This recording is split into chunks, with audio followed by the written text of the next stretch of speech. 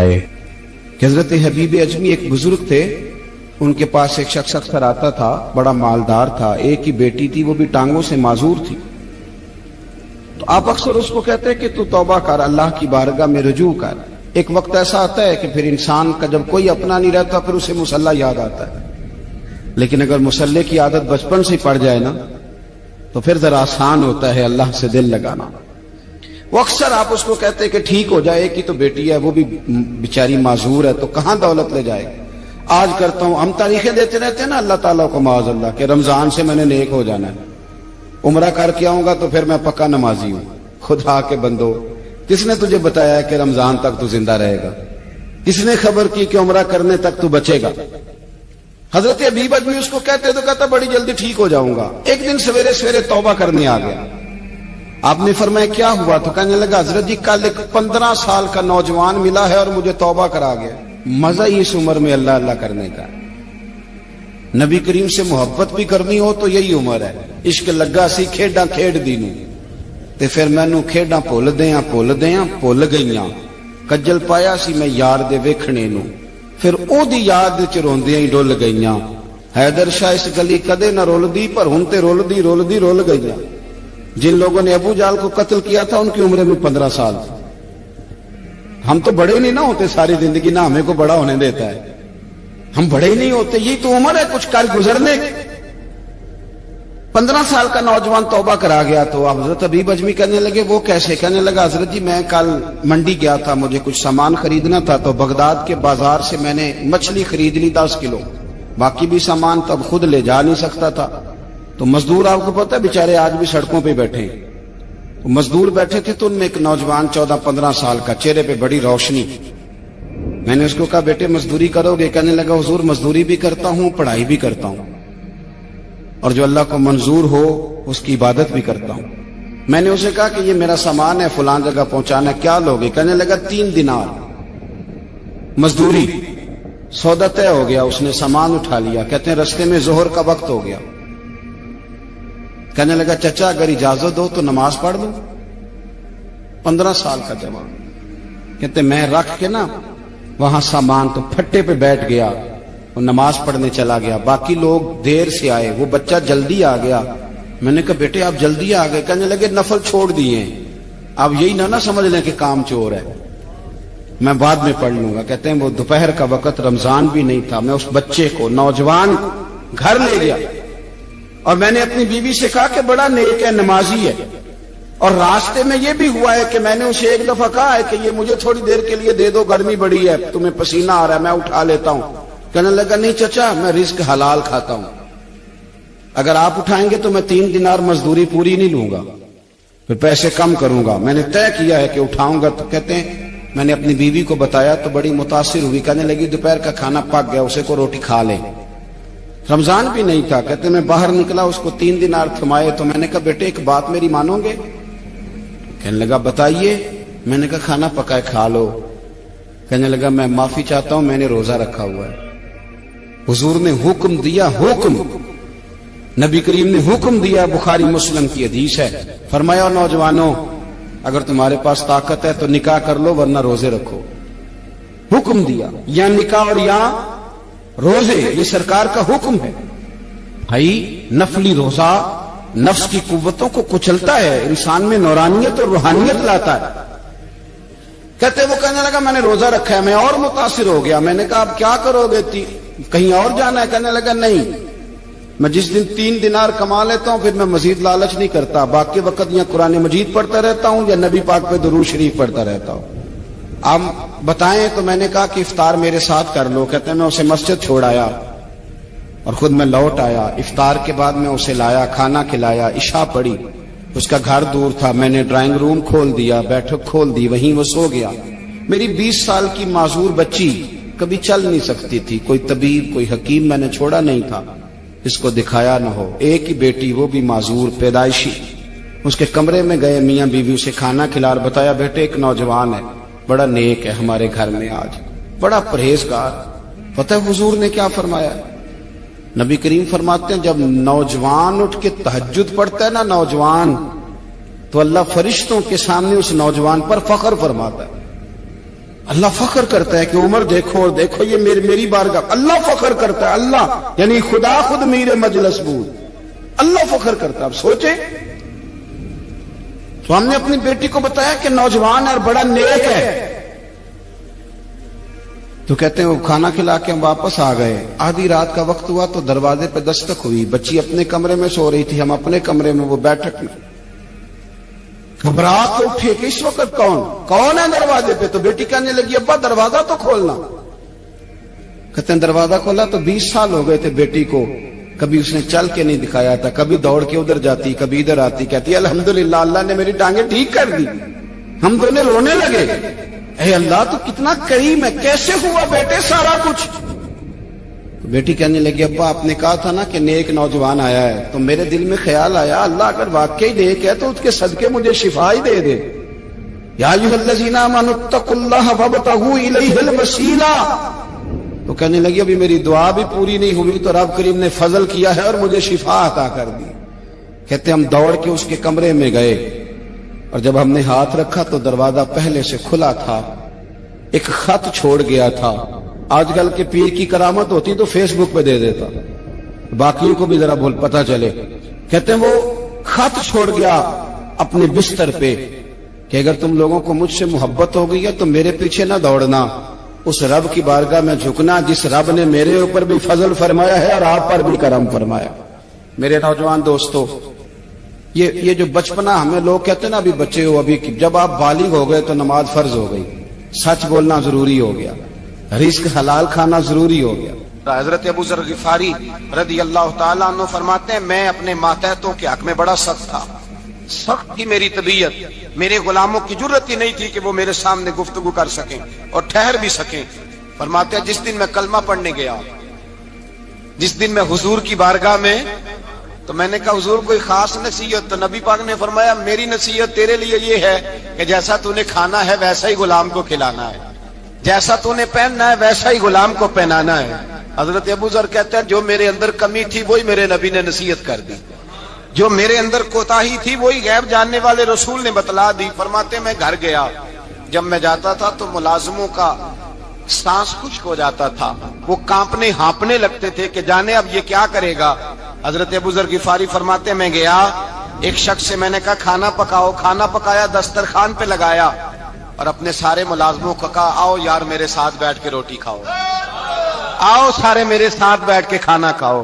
فرماتے انہوں نے کھانا کھایا، پھر میں ان کو بازار لے گیا، جیسے کپڑے میں پہنتا تھا ویسے میں نے ان کے لیے بھی خریدے۔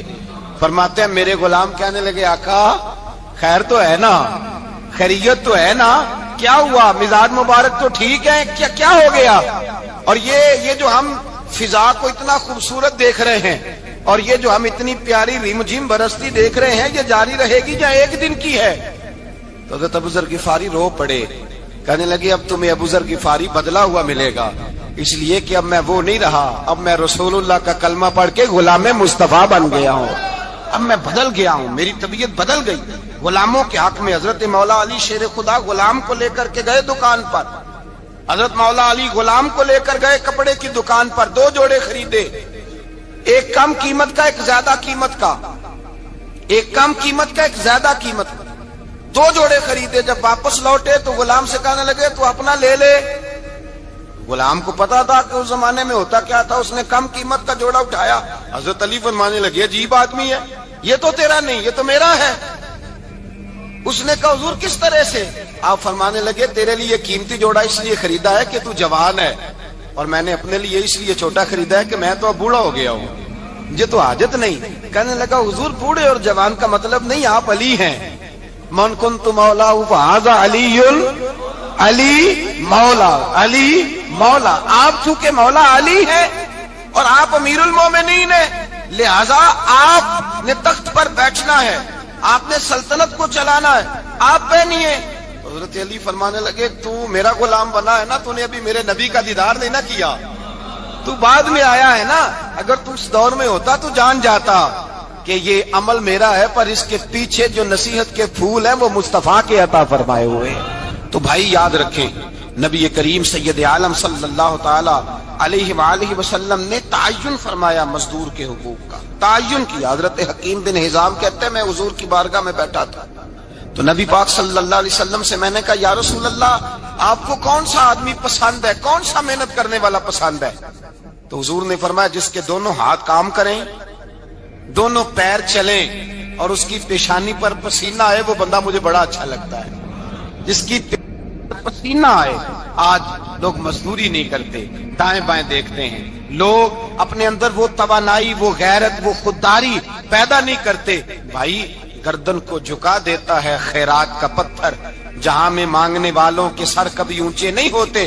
اور ایک بار کہنے لگے غیرت ہے بڑی چیز جہان تگ و دو میں، پہناتی ہے یہ فقر کو تاج سردارا۔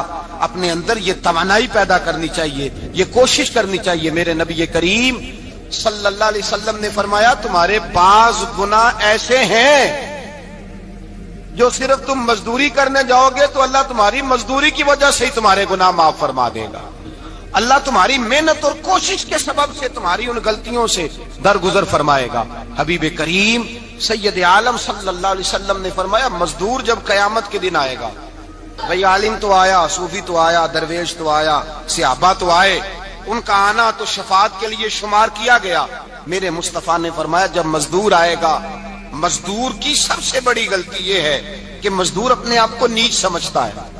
مزدور کی سب سے بڑی غلطی یہ ہے کہ یہ اپنے آپ کو چھوٹا سمجھتا ہے۔ اس کی زیادتی یہ ہے کہ یہ اپنی سوچ کو بڑا نہیں کرتا، یہ سمجھتا ہے نہیں کہ بھئی میں تو دو ہاتھوں کی محنت کی کمائی کھاتا ہوں، یہ آرزو کرم اور میں آپ سے کروں، یہ بھیک اس کو دیجیے جس کا خدا نہ ہو۔ مزدور کی زیادتی یہ ہے کہ یہ اپنے آپ کو چھوٹا جانتا ہے۔ میرے مصطفیٰ نے فرمایا جب مزدور محنت کرنے والا قیامت کے دن آئے گا تو اس کا چہرہ اس طرح چمکے گا جس طرح 14ویں کا چاند چمکا کرتا ہے، اس قدر اس کا چہرہ چمکے گا جب آئے گا وہ صبح قیامت۔ میرے بھائیوں مزدور ایک عظیم شخصیت کا نام ہے۔ محنت کرنا، اپنے دونوں ہاتھوں سے مشقت کرنا، جدوجہد کرنا۔ مجھے کئی سارے لوگ، میں جب ملک کے مختلف گوشوں میں جاتا ہوں تو کئی سارے لوگ کہتے ہیں آپ کے ابا جی کا مزار کدھر ہے، آپ کس مزار کے سجادہ نشین ہیں؟ تو میں ان سے کہتا ہوں میں سجادہ نشین نہیں، میں تو کسان کا بیٹا ہوں، اور میں اس شخص کا بیٹا ہوں جو رات کو 2 بجے اٹھ کے بھی گھر سے نکلتے تھے 2 نفل پڑھ کے، تو ہم پوچھتے تھے کہ اماں جی ابا جی کہاں گئے؟ تو کہتے تھے چند کھیتوں کو پانی لگانا تھا، اور رات کو رخصت ہو گئے۔ فخر کی بات ہے، یہ اعزاز کی بات ہے، یہ اعزاز کی بات ہے۔ ہم نے ساری زندگی ان کے ہاتھ پہ چھالے دیکھے، لیکن بات لفظ زبان پر یہی دیکھی کہ بیٹا عزت والا وہی ہوتا ہے جو اپنے ہاتھوں سے محنت کر کے روزی کھایا کرتا ہے۔ بھائی یاد رکھیں یہ اعزاز کی بات ہے، اعزاز۔ مزدور کا بیٹا فخر کرے، کسان کا بیٹا ناز کرے۔ وہ جو آدمی سویرے جاتا ہے ویلڈنگ کا پلانٹ لے کے کام کرنے، اس کا بیٹا ناز کرے۔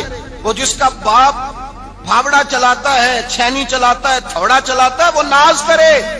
اور مزار صرف ان لوگوں کے نہیں ہوتے جو اللہ اللہ کرتے ہیں، ہو کرتے ہیں، وہ تو قابل اعزاز ہے اللہ کے بندے، ان کے بھی مزار ہوتے ہیں۔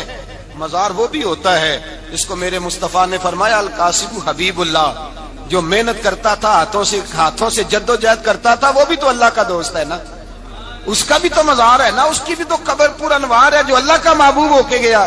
تو بھائی اپنا اعزاز جانے سمجھے اس بات کو۔ میرے مصطفیٰ کریم صلی اللہ علیہ وسلم مزدور کو عزت دیتے، وقار دیتے، اور جو حضور کے گھر میں خادم ہوتے ان کی ناز برداری کرتے۔ ہمارے گھر میں جو بی بی برتن دھوتی ہے وہ ہمارے ساتھ بیٹھ کے روٹی نہیں کھا سکتی، اس کو یہ اجازت نہیں ہوتی۔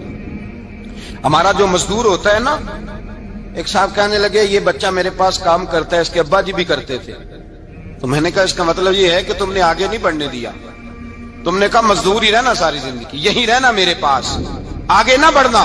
میرے مصطفیٰ کریم سید عالم صلی اللہ علیہ وسلم کے پاس جو لوگ کام کرتے تھے، محنت کرتے تھے، مشقت کرتے تھے، ہمارا ملازم ڈرتا ہے، کامتا ہے، وہ بات کرتا ہے تو صاحب جی کہتے کہتے زبان تھکتی ہے، 100 دفعہ موڈ کو دیکھتا ہے، گالیاں کھاتا ہے بیچارہ، اس کی عزت نفس کو اچھالا جاتا ہے، اس کو رسوا کیا جاتا ہے، اور وہ بیچارہ رات کو رضائی میں منہ دے کے روتا ہے کہ یار میرے نصیب صرف اس لیے کمزور ہیں کہ میں غریب کے گھر میں پیدا ہوا ہوں۔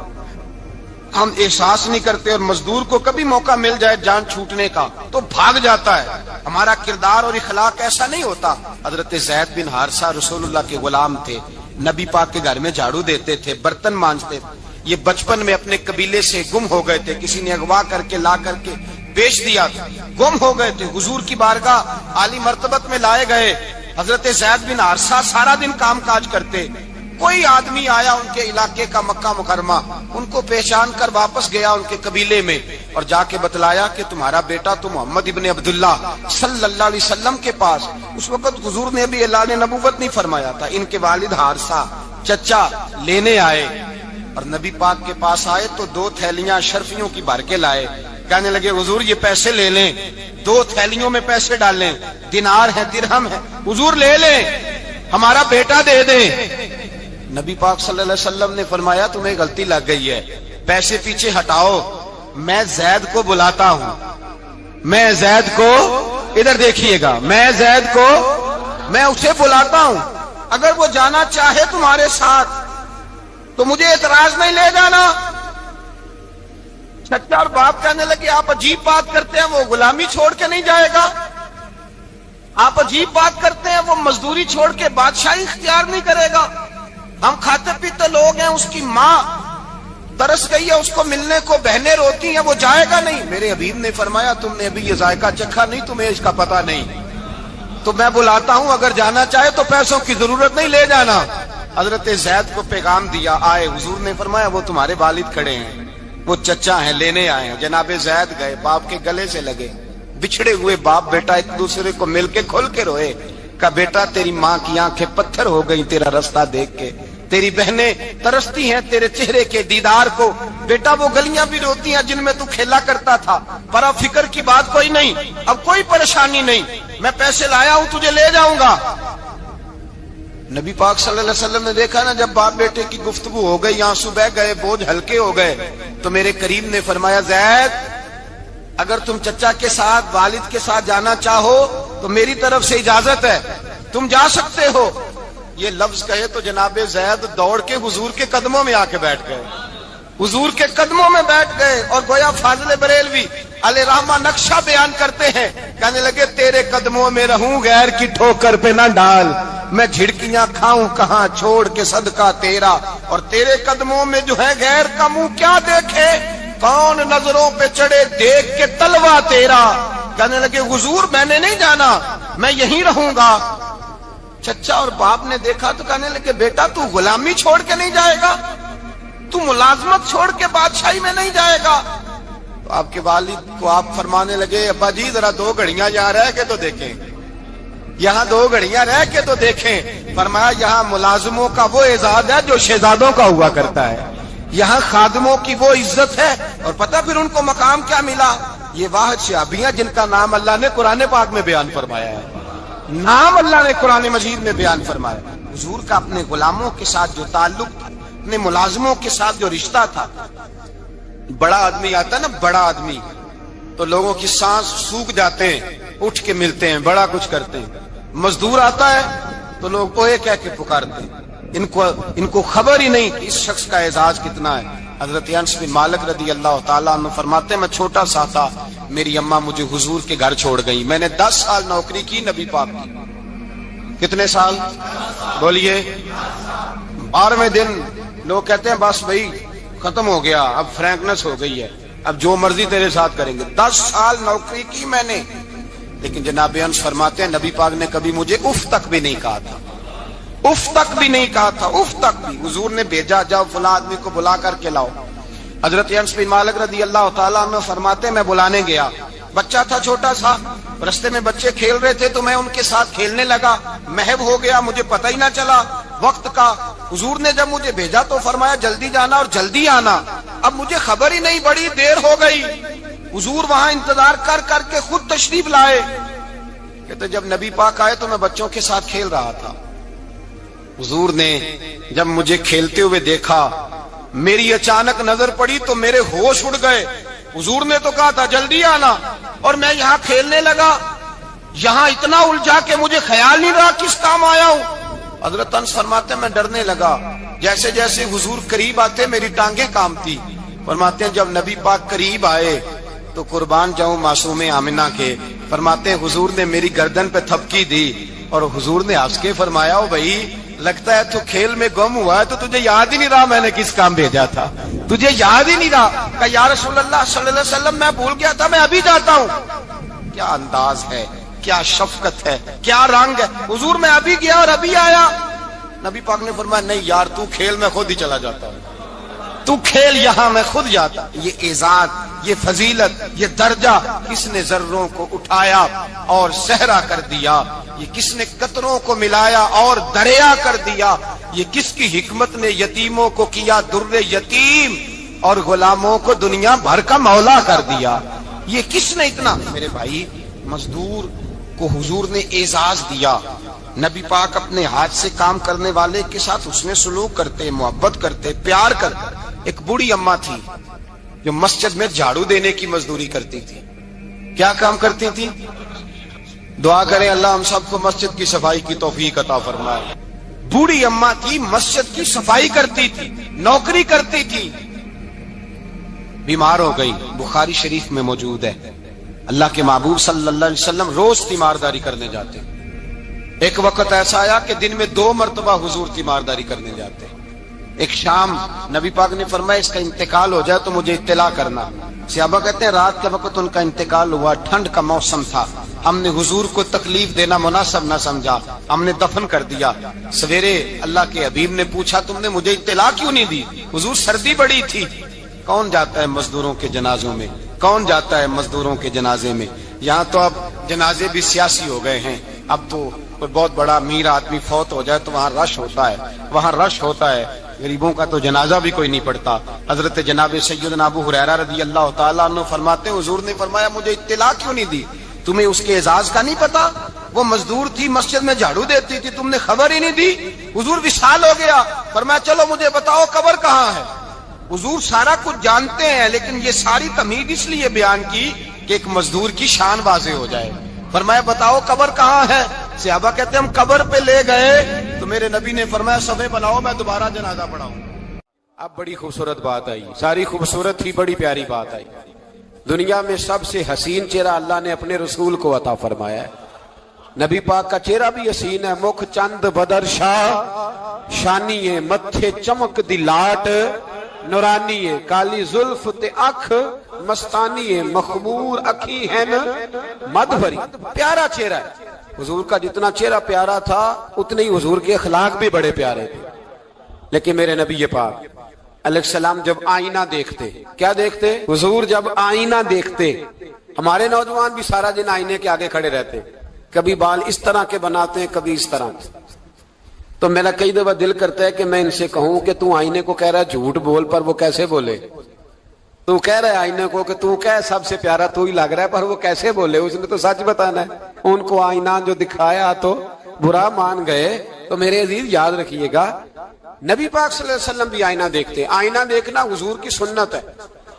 کوئی سنت سمجھ کے آئینہ دیکھے گا تو ایک دفعہ دیکھنے پر 100 شہیدوں کا ثواب ملے گا۔ لیکن نبی پاک صلی اللہ علیہ وسلم آئینہ دیکھتے کیا کہتے؟ اللہم انت حسنت خلقی فحسن خلوقی۔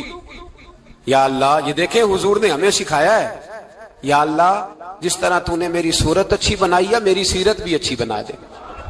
یہ ہمیں سکھانے کے لیے دعا۔ یا اللہ جس طرح صورت اچھی بنائی ہے، جس طرح تو کہتا ہے نا اس دفعہ اس وقت دیکھ لو کپڑوں پہ کوئی داغ نہیں، تو دعا کیا کر باطن کے بھی اللہ داغ دور فرما دے، یہ والا سارا معاملہ بھی ٹھیک ہو جائے۔ آخر کی طرف آتا ہوں، فرمایا جب کھانا کھانے لگو تو دعا مانگو، اور ایک روایت میں فرمایا یہ دعا پڑھ لو، کھانے میں زہر بھی ہوگا تو تم پہ اثر نہیں کرے گا۔ کھانے پہ ایسے میں بڑی تکلیف سے کہتا ہوں کہ آج بھی ہمیں کہنا پڑتا ہے کہ بہت سارے لوگ ایسے ہیں جو ابھی بھی کھانے سے پہلے بسم اللہ نہیں پڑھتے۔ یار بڑے افسوس کی بات نہیں؟ بڑے افسوس۔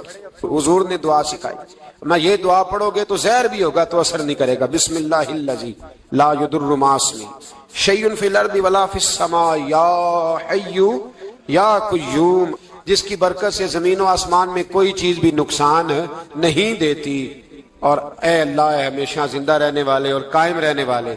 یہ نبی پاک اور ایک حدیث میں اور بھی دعا آئی ہے۔ بسم اللہ شریف تو خیر بخاری میں موجود ہے، مسلم میں موجود ہے، بسم اللہ والا برکت اللہ بھی ایک حدیث میں نبی پاک صلی اللہ علیہ وسلم نے ارشاد فرمایا۔ اور جب کھانا کھا چکے پھر کہا دعا مانگو، الحمدللہ الذی اطعمنا وسقانا وجعلنا من المسلمین. اللہ تعالیٰ کا شکر ہے جس نے ہمیں کھلایا بھی پلایا بھی اور مسلمان بھی بنایا. حضرت مرزا مظہر جانے جانا فرماتے ہیں کہ بارش ہوئی تھی تازی تازی دلی میں، تازی تازی بارش ہوئی. ایک بابا لکڑی کے جوتے پہنے کھڑا ہوں، اللہ اللہ اللہ اسی کسے دے کچھ بھی نہیں لگ دے نہ کوئی ساڈا دردی. بابا مست ہو کے جا اللہ اللہ کرتا جا رہا. ایک طوائف اپنے کوٹھے سے اتر کے تو سیڑھیوں پہ بیٹھی تھی، ساتھ اس کا یار بھی بیٹھا تھا. بابا اپنی مستی میں جا رہا ہے تو بابا جی کے پیروں سے کچھ مٹی اڑی تو اس عورت کے کپڑوں پہ پڑ گئی. پرواہ نہیں، بزرگ گزر رہے. وہ یار اس کا دوڑا ہوا آیا، اس نے آ کے تھپڑ مارا. کا خیال نہیں سارے اس کے کپڑے آلودہ کر دیے، تو کدھر تیرا دماغ نہیں ٹھیک؟ بابا نے نظر اٹھائی، کہا بیٹے میں نے دیکھا نہیں، چل اللہ تیرا بھلا کرے، تو نے بدلہ لے لیا. بابا جی چپ کر کے وَإِذَا خَاطَبَهُمُ الْجَاهِلُونَ قَالُوا السَّلَامَ چپ کر کے گزر گئے. ٹھنڈ کا موسم تھا، بارش تازہ ہوئی تھی، حلوائی دودھ کاڑ رہا تھا. اس نے بٹھایا بابا جی کو پھٹے پہ، پیالہ پکڑا، دوڑ کے آگے بڑھا. بزرگ آ گئے، آئیے بیٹھیے. دودھ کا گرم گرم پیالہ شکر ڈال کے دیا. بابا جی نے دودھ پیا، پھر نظر جھکی، پھر رنگ بدلا. کہنے لگے مالک تو کتنا بے نیاز ہے، کہیں تھپڑ مرواتا ہے کہیں دودھ پلاتا ہے. تیری بے نیازی ہے نا، ادھر تھپڑ مروایا یہاں دودھ پلایا، تو ہی جانتا ہے تیرے رنگ کیا ہے. ابھی بابا وہیں بیٹھا تھا، توڑے آئے پیچھے سے لوگ، شور ہوا. بابے کو دبوچ کے وہاں لے گئے جہاں اس نوجوان نے تھپڑ مارا تھا. کہا تو اللہ کا بندہ ہے، اللہ کے بندے بد دعا تو نہیں دیتے. ہوا کیا؟ کہا تو نے بد دعا دی ہے؟ کہا نہیں دی، بات بتاؤ. کہنے لگے اس نے تجھے تھپڑ مارا ہے، چھت پہ چڑھا ہے، پیر پھسلا ہے، گردن کے بل گرا، من کا ٹوٹ گیا، مر گیا ہے، تو نے بد دعا دی ہے. بابا جی کہنے لگے یار میں نے تو دوسرا لفظ بھی نہیں کہا، بھلا ہو کہہ کے گزرا ہوں، میں نے نہیں بد دعا دی. کہا تو نے دی ہے تبھی تو مر گیا. کہا نہیں دی. کہا بابا تو بزرگ آدمی ہے، سچ بول. تو بابا جی کہنے لگے سچ سنو. پھر میں آ رہا تھا، میرے پیروں سے مٹی اڑی، اس کے یار کے کپڑوں پہ پڑی، اسے برا لگا، اس نے مجھے مارا. جب اس نے مجھے مارا تو میں کوئی لاوارث تو نہیں تھا، جب اس نے مجھے مارا تو میں کوئی لاوارث تو نہیں تھا. مجھے دشمنوں نہ چھیڑو، میرا ہے کوئی جہاں میں ابھی پکار لوں گا، نہیں دور ہے مدینہ. اس نے مجھے مارا تو میں کوئی لاوارث تھا کہ میرا بدلہ کوئی نہ لیتا. اس نے مجھے مارا ہے تو میرے یار کو برا لگا تو اس نے اسے مار دیا ہے، میری تو غلطی کوئی نہیں. یاروں کا جھگڑا ہے، یہ تو دوستوں کا جھگڑا ہے، یہ تو یاروں کا جھگڑا ہے، کوئی غلطی نہیں میری، کوئی غلطی نہیں. خش خش جنہ قدر نہیں میرا، اے میرے صاحب نو وڈیائیاں، میں تے گلیاں دا روڑا کوڑا، میں گلیاں دا روڑا کوڑا. مینوں محل چڑھایا ہے سائیاں، مینوں محل چڑھایا ہے سائیاں. فرمایا اس نے مجھے لوارث سمجھا تھا کہ تھپڑ مار کے گزر جائے، میرا کو پوچھے گا ہی نہیں. میرے رسول پاک علیہ السلام کے بارے میں رب فرماتے ہیں ابھی میں تو تیرے ہوتے ہوئے کافر کو سزا نہیں دیتا کہ تو موجود ہے. یاد رکھیں حضرت فضیل بن ایاز فرماتے ہیں ایک جوان تھا، مسجد میں آیا، لوگوں سے کہنے لگا روٹی کھلاؤ. کسی نے توجہ نہ کی. اس نے کہا میں رب بتانے والا ہوں، میری طرف دیکھو تو صحیح. کسی شخص نے خیال ہی نہ کیا. پھر اس نے کہا یار تھوڑا سوچو. نمازیوں سے کہا، اہل علاقہ سے کہا، انہوں نے کہا تیری طرح کے بڑے درویش دیکھیں. مسجد کے محراب میں وہ رب کریم کا بندہ انتقال کر گیا. جب فوت ہو گیا نا، لوگوں کا مزاج ہے بیمار کو دوائی نہیں دیتے، جنازے پہ وقت پہ پہنچ جاتے. جب کوئی گر رہا ہوتا ہے تو سہارا کوئی نہیں دیتا، جب کوئی گر جاتا ہے ٹانگ ٹوٹ جاتی ہے تو تیمارداری کو زمانہ پہنچ جاتا ہے. اور بزرگ وہ نوجوان اللہ کا نیک بندہ مسجد کے محراب میں فوت ہو گیا. حضرت فضیل ابن ایاز کہتے ہیں امام صاحب نے اعلان کیا چندہ دو، کوئی لاوارث فوت ہو گیا، کفن دینا. چندہ کٹھا ہوا، کفن خریدا، جنازہ پڑا. عشاء کے بعد دفن کر کے آئے. فجر کی نماز کے لیے جب امام اور مؤذن مسجد میں آئے تو چیخیں مارنے لگے، تڑپنے لگے. دور دور تک آوازیں پھیل گئی، دنیا دوڑی آئی. کیا ہوا؟ کہنے لگے وہ جو تم نے کفن پہنایا تھا وہ یہاں پڑا ہوا ہے، اور دیکھو کفن پہ تحریر لکھی ہے. تحریر کیا ہے؟ عرش کے مالک نے فرمایا میرے دوست نے روٹی مانگی تم نے دی نہیں، اس نے تمہیں میرے قریب کرنے کے لیے اپنی طرف توجہ کرائی، تم نے کی نہیں. اور میرا یار تمہارے کفن کا محتاج تھا، سنبھال کے رکھو اپنا کفن، میں نے اسے جنت کا لباس عطا فرما دیا، سنبھال کے رکھو، یہ کوئی لاوارثوں کا ٹولہ ہے؟ یاد رکھیں جو وارث والے ہیں، وارث والے ان کا رنگ اور ہے، جو ماننے والے ہیں ان کا مزاج اور ہے، اپنی زندگی لاوارثوں کی طرح نہیں۔ اللہ تعالیٰ اپنے بندوں سے بڑی ہی محبت فرماتا ہے، بغیر طلب کے، بغیر دعا کے رزق، مال، اولاد، صحت، عافیت، دوست، احباب، ماں باپ، یہ سب نعمتیں اللہ بغیر طلب کے بندوں کو عطا فرماتا ہے۔ اللہ تبارک و تعالی اپنے بندوں کے حق میں رحمت والے فیصلے کرتا ہے، درگزر والا معاملہ فرماتا ہے۔ جگہ جگہ قرآن مجید میں اللہ تعالیٰ نے اپنے بندوں پر رحمت کرنے کا ذکر فرمایا، ان اللہ یغفر الذنوب جمیعا، فرمایا بے شک رب تمہارے سارے ہی گناہ معاف فرما دے گا، تم نا امید نہ ہونا، وہ معاف کر دے گا تمہیں۔ قرآن مجید میں فرمایا ان اللہ بالناس لرؤوف الرحیم، بے شک اللہ اپنے بندوں پر بڑا ہی مہربان اور نہایت ہی رحم کرنے والا، رؤوف اور رحیم ہے، بڑا مہربان ہے، کرم فرماتا ہے۔ اللہ تعالیٰ اپنے بندوں سے بڑا جلد راضی ہو جاتا ہے، وہ اپنے بندوں کو بہت زیادہ مشقت میں نہیں ڈالتا، وہ اپنے بندوں سے اپنی نعمتوں کا بدلہ نہیں چاہتا، بہت سخت مشقت والی عبادتیں نعمتوں کے بدلے نہیں چاہتا، وہ بڑی جلدی رحم فرماتا ہے۔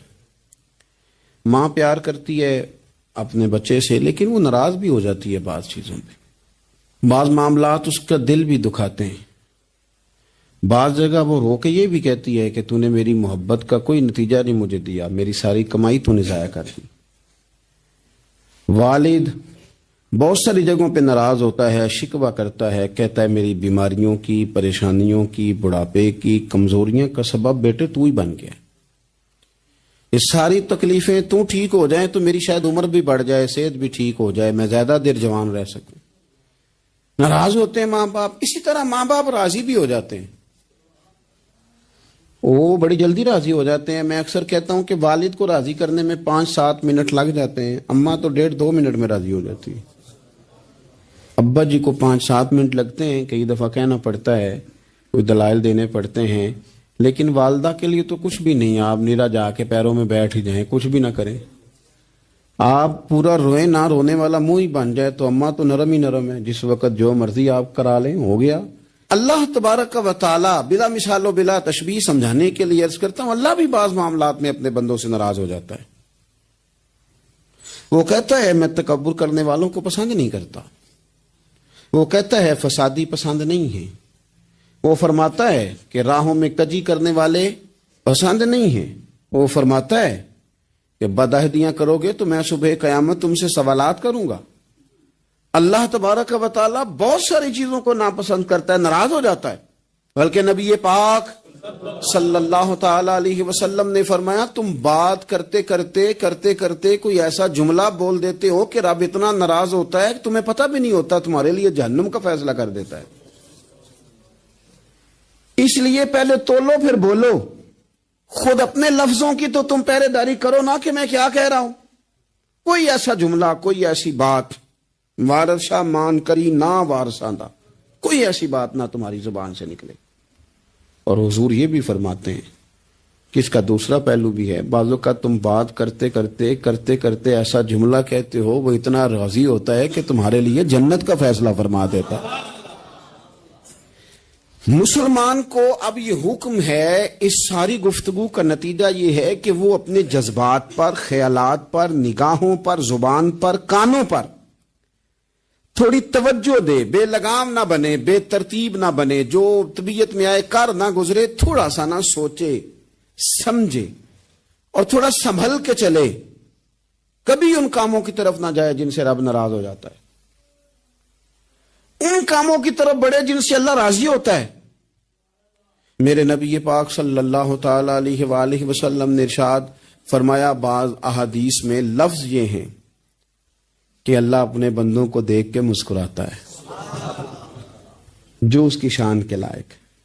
جس ترتیب سے ہم مسکراتے ہیں، جس ترتیب سے ہم روتے ہیں، جس ترتیب سے ہم کسی بات کا اظہار تشکر کرتے ہیں، خدا ان باتوں سے پاک ہے. اب بہت ساری حدیثوں میں آیا کہ وہ مسکراتا ہے، تو کیا مطلب ہے مسکرانے کا؟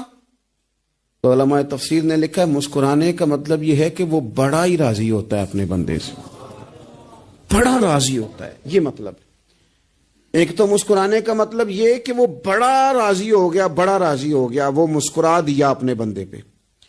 اور ایک اس کا معنی خود نبی پاک صلی اللہ تعالی علیہ وسلم نے بیان فرمایا. مسند امام احمد بن حنبل میں حدیث ہے، حضور سید عالم علیہ السلام سے صحابہ نے پوچھا یا رسول اللہ شہید تو بڑے لوگ ہوتے ہیں، شہیدوں میں افضل کون ہے؟ تو اللہ کے حبیب علیہ الصلوۃ والسلام فرمانے لگے وہ والا بندہ جو ڈٹ گیا تھا کافروں کے مقابلے میں، وہ ہلا نہیں، پوری طرح ڈٹ کے جو لڑا وہ شہداء میں افضل ہے. حضور فرماتے ہیں وہ جنت کے بالا خانوں میں سیر کرے گا اور رب اسے دیکھ کے مسکرائے گا، رب اسے دیکھ کے مسکرائے گا. اللہ تعالی مسکراتا ہے اسے دیکھ کے. اور اگلے جملے میں حضور نے وضاحت کر دی، فرمایا جب رب دنیا میں کسی پر مسکراتا ہے نا تو اس کا معنی یہ ہے کہ قیامت میں پھر اللہ اسے حساب کوئی نہیں لے گا. جس پر اللہ دنیا میں مسکرا دیا اس سے کوئی حساب، تو وہ کام ڈھونڈنے چاہیے نا جس سے اللہ مسکرائے. ویسے کبھی ہم ایسا کرتے ہیں کہ نہیں کہ کسی کو راضی کیا جائے؟ یہ کام ہم کرتے ہیں کہ ہماری کمپنی کا جو سربراہ ہے وہ ہم سے راضی رہے، جس ادارے میں ہم پڑھاتے ہیں اس ادارے کا بڑا ہم سے راضی رہے. یہ کرتے ہیں ہم، اس کے لیے کچھ نہ کچھ ہیلے بہانے ہم کرتے ہیں. برادری، قبیلہ، علاقہ، بستی، لوگ کسی طریقے سے ہمارے ساتھ مطمئن رہیں، کرتے ہیں نا یہ سارے کام. اس میں تھوڑی مشکل بھی ہمیں آتی ہے لیکن کرتے ہیں. کیا کریں، گھر میں بھی کئی دفعہ ایسا ماحول بنانا پڑتا ہے. چلیں ایک اور میٹھی مثال دیتے ہیں، زیادہ سمجھ میں آئے گی. چھوٹا بچہ خوش رہے، آپ اس کے لیے محنت نہیں کرتے. وہ چھوٹا ہے، اس کو خوش کرنا فرض ہے ابا پہ، لیکن وہ کہتا ہے کہ میں نے موٹر سائیکل لینا ہے. چھوٹا ہے، چلا ہی نہیں پائے گا، تو ابا پھر اسے راضی کرتا ہے، کہتا ہے بیٹے چھوٹا سائیکل لے لے، چل میں تجھے اڑانے والا جہاز لے دیتا ہوں. مقصود کیا ہے کہ اس کو ناراض نہیں کرنا، یہ روئے نہ، اس کا دل نہ ٹوٹے. ہو یارو سنو نا میں کیا کہہ رہا ہوں. اگر چھوٹے بچے کے لیے وہ چیزیں ڈھونڈتے ہو، میرے ابا جی نا اپنے نواسے کے لیے کھلونا لے کے آئے تو بچہ بڑا ہی کھیلا، تو ابا جی کہنے لگے لو پیسے پورے ہو گئے میرے. بچے کو پسند بڑا ہے نا، پیسے پورے کر چھڑے نے، دیکھو نا جی کتنا اس کو راضی ہوا ہے. تو انسان کیا کرتا ہے کہ کوشش کرتا ہے چھوٹا بچہ بھی ناراض نہ ہو، تو وہ چیزیں وہ ڈھونڈتا ہے کہ اس کو کیا پسند ہے، چاکلیٹ لے جاؤں، فلاں چیز لے جاؤں، آئس کریم لے جاؤں. تو ایک بچے کے لیے، گھر کے لیے، سربراہ کے لیے اتنی محنت کرتے ہو، تو وہ کام بھی ہمیں ڈھونڈ کے تلاش کرنے چاہیے نا جس سے رب راضی ہوتا ہے، اللہ راضی ہوتا ہے. بتاؤں وہ کون کون سے کام ہیں؟ نبی کریم صلی اللہ تعالی علیہ وسلم نے ارشاد فرمایا 3 لوگ ہیں جنہیں دیکھ کے رب مسکراتا ہے. یا رسول اللہ صلی اللہ علیہ وسلم وہ کون کون سے؟ تو محبوب فرمانے لگے ایک وہ بندہ ساری مخلوق سوئی ہے، آدھی رات ہے، رات کا پچھلا پہر ہے، اس نے اٹھ کے وضو کر لیا، مصلی پہ کھڑا ہو گیا خدا کی یاد میں. فرمایا اسے دیکھ کے رب مسکراتا ہے جو اس کی شان کے لائق ہے. مسکراتا ہے اللہ. یہ تو سونے کا ٹائم تھا، یہ تو گہری نیند آنے کا وقت تھا، رات کا پچھلا پہر. رات پوے تے بے درداں نو نیند پیاری آوے، درد منداں نو یاد سجن دی ستیاں وی آن جگاوے. اور ساون کی کالی راتوں میں جب بوندا باندی ہوتی ہے، وہ راتوں کو اٹھ روتے ہیں جب خلقت ساری سوتی ہے. اللہ مسکراتا ہے. اور سننا میرے بھائی، میرے نبی پاک صلی اللہ تعالی علیہ وسلم فرماتے ہیں جب مسلمان نماز کے لیے صفیں بناتے ہیں نا، ترتیب لگ رہی ہوتی ہے، اب اللہ کی بارگاہ میں کھڑے ہوں گے، قیام کریں گے، رکوع کریں گے، سجود کریں گے. فرمایا جب مومن صفیں بناتے ہیں تو رب دیکھ کے مسکراتا ہے، مسکراتا ہے. کمال ہو گئے عروج بندگی کا. جب بندے کو دیکھ کے رب مسکرائے، خدا بندے سے خود پوچھے بتا تیری رضا کیا ہے، مسکراتا ہے. اور میرے نبی پاک علیہ السلام فرماتے ہیں جب مجاہد جہاد کے لیے صفیں سیدھی کرتے ہیں.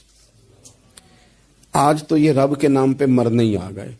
یہ صفوں میں کھڑے ہوں گے، ترتیب سے لڑیں گے، ترتیب سے گلا کاٹیں گے کافروں کا یا شہادت لیں گے۔ فرمایا جب جہاد کے لوگ صفیں بناتے ہیں تو رب انہیں دیکھ کے مسکراتا ہے۔ کتنے نصیبوں والا وہ بندہ ہے جسے دیکھ کے مسکرا دیا۔ او یار، کبھی تیرا بیٹا تیرے سامنے مسکرائے نا چھوٹا تو تیرا دل باغ باغ ہو جاتا ہے۔ تیری ماں بیمار کسی ایک دن صحیح طرح ہنس پڑے تو طبیعت خوش ہو جاتی۔ مجھے بتاؤ نا جس کا رب بھی اسے دیکھ کے ہنس پڑے، جو اس کی شان کے لائق ہے، کیا اس بندے کے نصیبیں ہیں، کیا اس کے مقدر ہیں۔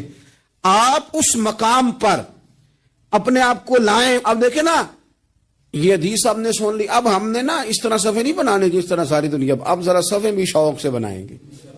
اب ذرا تھوڑا سا شوق پیدا کریں گے، بھئی یہ تو میں وہ کام کرنے لگا ہوں جسے دیکھ کے رب مسکراتا ہے۔ نبی پاک صلی اللہ علیہ وسلم نے فرمایا جب کوئی بندہ توبہ کرتا ہے نا، ہم توبہ کا رٹا لگاتے ہیں، یا اللہ میری توبہ، یا اللہ۔ اور توبہ کا تو مطلب یہ ہے کہ پچھلے گناہوں سے پکی توبہ، آج کے بعد یہ غلطی نہ کرنے کا پکا وعدہ۔ انہیں ساری شب برات رو کے گزاری ہے، بتا سویرے جھوٹ جوڑنے کا ارادہ ہے تیرا؟ آج کے بعد رشوت تو نہیں نہ لے گا، ملاوٹ تو نہیں نہ کرے گا، یہ توبہ ہے۔ اور اگر سارے کام اسی طرح کرنے تو پھر یہ توبہ کا رٹا ہے، تو جتنا مرضی لگاؤ۔ حضرت علی بن ربیعہ رضی اللہ تعالیٰ عنہ فرماتے ہیں میں مولا علی کے ساتھ تھا، مقام حرہ کی طرف جا رہے تھے، حضرت علی نے ہاتھ اٹھا کے دعا مانگی ہماری تعلیم کے لیے، ورنہ حضرت علی ہم صحابہ کو محفوظ عن الخطا تو مانتے ہیں نا۔ ہاتھ اٹھا کے کہا اے اللہ ہمارے گناہ بخش دے، تیرے علاوہ کوئی معاف کرنے والا نہیں۔ اور پھر حضرت علی آسمان کی طرف دیکھا اور دیکھ کے نا حضرت علی بن ربیعہ کو تو مسکرائے۔ حضرت علی بن ربیعہ کہنے لگے حضور مسکرائے کیوں ہو؟ فرمانے لگے ایک دن میں حضور کے ساتھ اسی طرح آیا تھا، اسی طرح حضور نے دعا فرمائی تھی ہماری تعلیم کے لیے، اور پھر حضور مجھے دیکھ کے مسکرائے تھے اور فرمایا جب کوئی بندہ رب کی بارگاہ میں اس طرح استغفار کرتا ہے تو رب مسکراتا ہے، اور مسکرا کے فرماتا دیکھ لو میرے بندوں کو پتا ہے کہ میرے علاوہ معاف کرنے والا کوئی نہیں، انہیں پتا ہے، تم اس کی بارگاہ میں رجوع تو لاؤ، آؤ تو صحیح دو آنسو لے کر۔ اقبال کہتے ہیں کہ موتی سمجھ کے شان کریمی نے چن لیا، قطرے دو گرے میرے ار کے انفال کے، دو میں نے آنسو بہائے تھے تو اس کے کرم نے تو موتی سمجھ کے چن لیے۔ سنو نا حضور اس استغفار کو، اللہ کو یار رات کو توبہ کر کے سونا چاہیے ہمیں۔ کچھ غلطیاں ہم کرنا نہیں چاہتے پر ہم سے ہو جاتی ہیں، کچھ دل ہم توڑنا نہیں چاہتے پر وہ ٹوٹ جاتے ہیں، ہماری مجبوری ہوتی ہے ٹوٹ جاتے ہیں۔ رات کو اس کی بارگاہ میں ہاتھ باندھ کے کشکول طلب دراز کر کے خوب استغفار پڑھنا چاہیے کہ مالک بندے ہیں نا کیا کریں، نفس کا ساتھ ہے، دنیا کا ساتھ ہے، خواہشات نفسانیہ، مالک معاف کر دے۔ درد سے توبہ، رسم نہ ہو، کہانی نہ ہو، لفظ نہ ہو، جملے نہ ہو، اور جناب ایسے لوگوں کے بیچ بڑے ہاتھ باندھ کے اور بڑا کوئی ضرورت نہیں، آپ اکیلے اپنی چارپائی پہ بستر کے اندر منہ دے کے بھی درد سے کہیں گے نا معاف کر دے تو وہ تو مہربانی بڑا ہے۔ میرے نبی پاک صلی اللہ علیہ وسلم مثال دیتے ہیں، فرمایا ایک آدمی صحرا میں جا رہا، صحابہ سے حضور خطاب کر رہے ہیں، فرمایا ایک آدمی صحرا میں جا رہا تھا، اس نے اپنی اونٹنی پہ کھانا پانی پیسے ہر چیز رکھی ہوئی تھی، صحرا تھا بہت بڑا، درمیان صحرا کے گیا تو تھوڑا سا سستانے کے لیے آرام کرنے کے لیے اونٹنی سے نیچے اترا، اب اس نے اونٹنی کی لگام اونٹنی کی نکیل اپنے سرہانے کے نیچے رکھی، ہاتھ کے ساتھ پکڑی اور سو گیا۔ تھوڑی ہی دیر کے بعد جب اس کی آنکھ کھلی تو دیکھا اونٹنی غائب ہے۔ صحرا میں وہ پیدل نہ آگے جا سکتا ہے، نہ پیچھے جا سکتا ہے، نہ دائیں نہ بائیں، کھانے کو روٹی نہیں، پینے کو پانی کا قطرہ نہیں، تھوڑا ادھر بھاگا ادھر بھاگا، تھک گیا۔ کریم محبوب فرماتے ہیں وہ پوری طرح نڈھال ہو گیا اور مایوس ہو گیا، معاذ اللہ، مایوس ہو کے دوبارہ اسی جگہ آ کے لیٹ گیا جہاں پہلے لیٹا تھا، انتظار کرنے لگا کہ اب موت ہی آئے گی، آخری وقت ہے، اب نہ میں پیدل یہ صحرا کراس کر سکتا ہوں، نہ پیچھے جا سکتا ہوں، نہ کھانا ہے نہ پانی ہے، سوائے موت کے کوئی سہارا نہیں۔ حضور فرماتے ہیں وہ رستے میں دوبارہ لیٹ گیا، اچانک اس نے رخ بدلا تو اونٹنی سامنے کھڑی تھی۔ حضور نے صحابہ سے پوچھا بتاؤ نا اسے بھلا کتنی کو خوشی ہوگی؟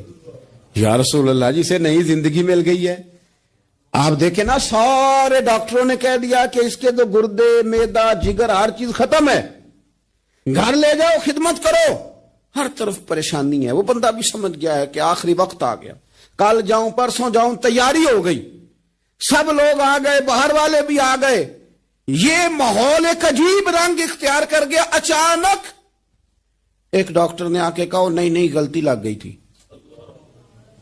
مجھے بتائیے انداز کیا ہوتا ہے؟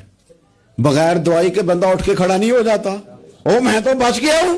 نبی پاک صلی اللہ علیہ وسلم فرمانے لگے اس کی اونٹنی مل گئی. بتاؤ بھلا اسے کتنی خوشی ہوگی. یا رسول اللہ وہ تو دوبارہ دنیا میں آ گیا. حضور فرمانے لگے اسے کچھ بھی خوشی نہیں ہوئی. جب کوئی رب کا گناہگار بندہ آ کے توبہ کرتا ہے, رب کو اس سے کئی گنا زیادہ خوشی ہوتی ہے. میرا بندہ آ گیا ہے, میرا بندہ آ گیا ہے, میرے گھر آ گیا. اس نے آنسو بہائے ہیں. اس نے کہا اللہ میں تیرا ہی رزق کھاتا ہوں, تیری ہی زمین پہ رہتا ہوں, تیرے نام سے میری سانسیں چلتی ہیں. وہ آ گیا.